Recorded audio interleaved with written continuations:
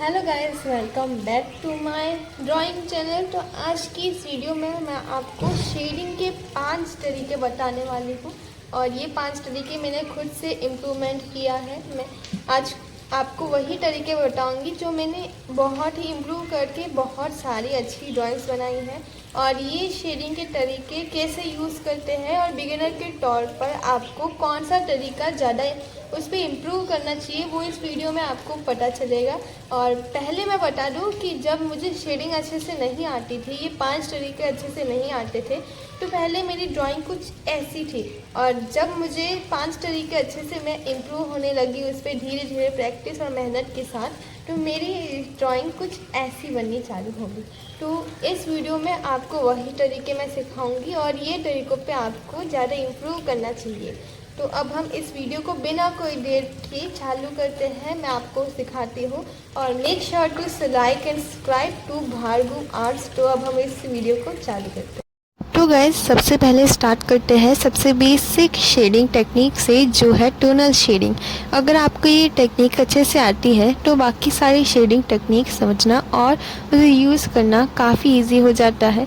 बस इसके लिए आपको शेडिंग की बेसिक नॉलेज होनी चाहिए, कौन से एरियाज डार्क होंगे, कौन से लाइट रहेंगे और शेडिंग को स्मूथली कैसे ट्रांजिशन करना है। अब मैं आपको एक सिंपल एग्जांपल लेके दिखाती हूँ। मैं इस बॉक्स के अंदर एक साइड डार्क शेडिंग करती हूँ और धीरे धीरे उसे लाइट करते जाती हूँ। इसी बेसिक शेडिंग को हम टोनल शेडिंग बोलते हैं। अगर आप इस टेक्निक को मास्टर कर लेते हो तो बाकी सारी टेक्निक्स भी आप इजीली कर पाओगे। अब मैं इसी शेडिंग का यूज़ करके एक नोज़ ड्रॉ करती हूँ।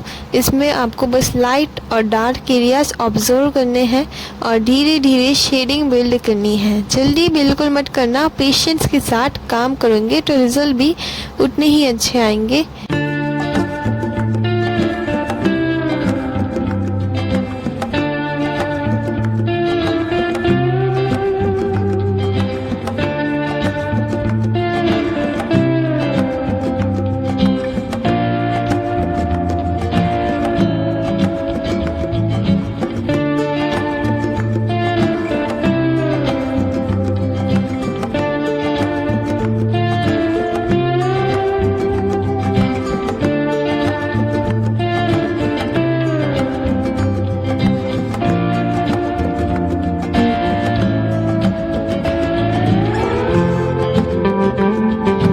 हमारी फर्स्ट शेडिंग टेक्निक जो कि है टोनल शेडिंग कंप्लीट हो गई है। अब बात करते हैं सेकंड टेक्निक का, जो कि है स्मजिंग, जिसे हम ब्लेंडिंग भी बोल सकते हैं। इस टेक्निक का यूज़ ड्राइंग में स्मूथ टेक्सचर और ज़्यादा रियलिस्टिक लुक लाने के लिए किया जाता है। लेकिन एक बात याद रखना, ब्लेंडिंग से पहले आपकी बेसिक शेडिंग अच्छी होनी चाहिए। अगर शेडिंग ही सही नहीं होगी तो ब्लेंडिंग से भी कोई ख़ास डिफरेंस नहीं आएगा। सबसे पहले हम नॉर्मल शेडिंग करते हैं और उसके बाद किसी भी ब्लेंडिंग टूल की हेल्प से उसे स्मूथ कर देते हैं। मैं यहाँ ब्लेंडिंग स्टम्प का यूज़ कर रही हूँ। अगर आपके पास स्टम्प नहीं है तो आप फिंगर्स, ब्रश या किसी और ब्लेंडिंग टूल का भी यूज़ कर सकते हो। अब मैं फिर से सेम नोज़ ड्रॉ करती हूँ। पहले उसकी नॉर्मल शेडिंग करती हूँ और फिर ब्लेंडिंग स्टम्प्स के यूज़ से हम ब्लेंड कर देंगे।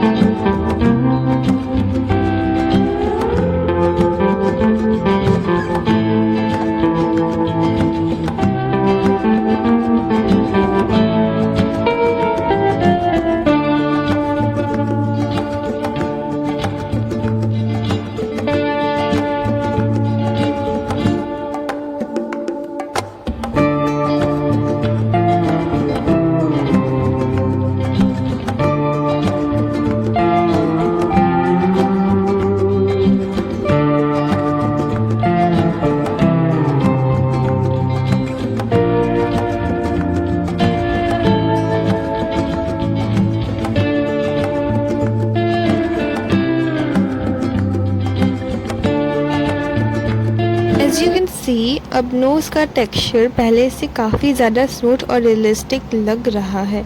इसी वजह से हम स्मजिंग या ब्लेंडिंग टेक्निक का यूज़ करते हैं। तो ये थी हमारी सेकंड शेडिंग टेक्निक, जो कि थी स्मजिंग, और इससे हम रियलिस्टिक पोर्ट्रेट्स और स्केचिंग भी कर सकते हैं। अब चलते हैं थर्ड शेडिंग टेक्निक की तरफ, जिसका नाम है हैचिंग। हैचिंग भी दो टाइप्स की होती है। पहली होती है सिंपल हैचिंग, जिसमें हम सिर्फ एक ही डायरेक्शन में लाइंस बनाते हैं, और दूसरी होती है क्रॉस हैचिंग, जो मैं आपको इसके बाद दिखाने वाली हूँ। सिंपल हैचिंग में हम बस एक ही डायरेक्शन में स्ट्रोक्स लगाने होते हैं। इसी तरह एक ही डायरेक्शन में हैचिंग करके हम पूरी ड्राइंग कंप्लीट कर सकते हैं। इस तकनीक का use graphite, charcoal, colour pencil और पेन सभी मीडियम्स में यूज़ होता है। इसमें भी शेडिंग का कॉन्सेप्ट वही रहता है। जहाँ डार्क एरिया होगी वहाँ स्ट्रोक्स को थोड़ा डेंस या डार्क करना, और जहाँ लाइट एरिया होगी वहाँ स्ट्रोक्स को हल्का और थोड़ा गैप के साथ रखेंगे। बस ध्यान ये रखना कि सारे स्ट्रोक्स एक ही डायरेक्शन में होने चाहिए। अब मैं आपको सेम नोज ड्रॉ करके दिखाती हूँ यूजिंग सिंपल हैचिंग।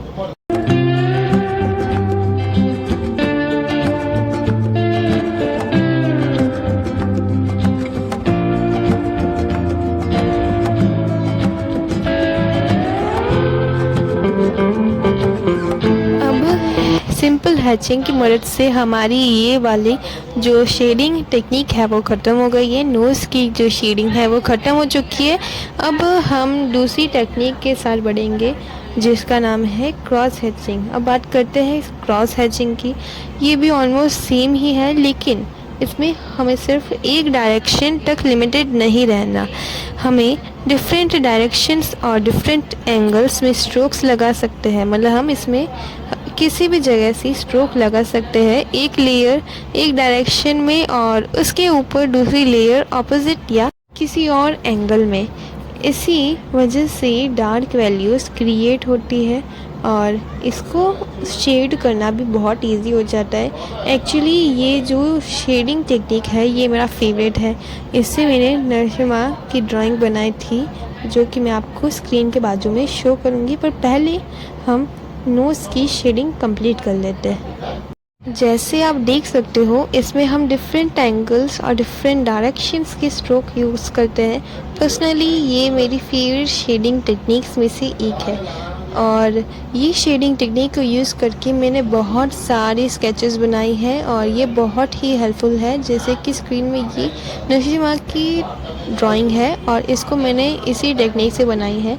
अब आते हैं नेक्स्ट टेक्निक पर, जिसका नाम है स्क्रम्बलिंग और स्क्रिबलिंग। इस टेक्निक में हम अपनी पेंसिल को छोटे छोटे ओवल या सर्कुलर मोशंस में मूव करते हैं और इसको हम स्क्रिबल भी कर सकते हैं। बेसिकली ये टेक्निक ट्रीज, लीव्स और नेचुरल टेक्सचर्स बनाने के लिए काफ़ी यूज़फुल होते हैं। इससे आप फजियल और ग्रीनरी को बहुत इजीली और नेचुरली ड्रॉ कर सकते हो। इसमें भी प्रेशर कंट्रोल बहुत इम्पोर्टेंट है। जहाँ डार्क एरिया होगा वहाँ थोड़ा ज़्यादा प्रेशर यूज़ करना है और जहाँ लाइट एरिया होगा वहाँ प्रेशर हल्का रखना है। साथ ही आपको लाइट और डार्क वैल्यूज़ की बेसिक अंडरस्टैंडिंग होनी चाहिए। अब मैं इसी टेक्निक का यूज़ करके एक और बार फिर से सेम नोज़ को ड्रॉ करके दिखाऊंगी।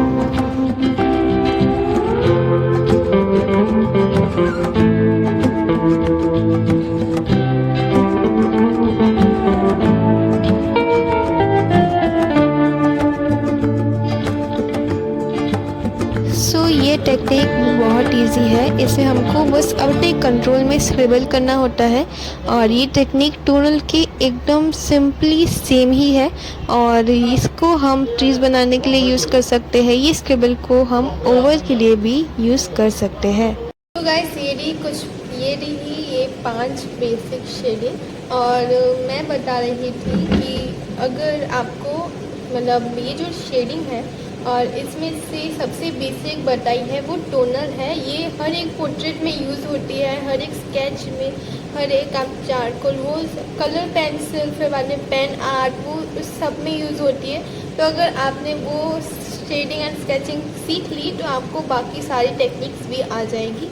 और ये जो है ये मैं मेरी अभी लेटेस्ट ड्राइंग्स में यूज़ करती हूँ। कुछ इधर भी लगी हुई है, ऊपर भी लगी हुई है, तो ये उस ड्राइंग्स में मैं ये शेडिंग यूज़ करती हूँ। और पोर्ट्रेट्स में अगर टोनल को यूज़ करें तो फिर बाद में स्मच भी करना होता है, ब्लेंड भी करना होता है। तो आज के लिए बस इतना ही। और मैं बताना चाह रही थी कि बिगिनर्स के लिए तो टोनर ही सही है, उससे उसको सीख जाओगे तो बाकी सारी भी आ जाएंगी। और तरीका भी आना चाहिए शेडिंग का, dark areas, light areas, dark values, light values, उसको कैसे शेड करते हैं वो भी आना चाहिए। कलर पेंसिल, पेन आर्ट, वो सब में ये जो टेक्निक्स है वो यूज़ होती है। कलर पेंसिल में ज़्यादा ये टेक्निक्स यूज़ होती है, ब्लेंड वो सब कुछ करने के लिए। पेन आर्ट में ज़्यादातर तो cross hatch and hatch use होते हैं। बाकी स्मजिंग तो पेन आर्ट में मुश्किल होगी, अगर इंक ब्लेंड कर सकते हैं तो ही हो पाएगा। बस आज के लिए इतना ही। अगर आपको ये टेक्निक्स काम आई हो तो कमेंट्स में लिखना कि आपकी मदद कितनी हुई और आपको कौन सी टेक्निक ज़्यादा अच्छे से आई और पहले ट्राई में कौन सी टेक्निक ज़्यादा अच्छे से हो गई। तो अब हम इस वीडियो को एंड करते हैं और make sure to like and subscribe Bhargav Arts. तब तक के लिए हम अगली टिप्स वाली वीडियो में मिलेंगे और बाय बाय।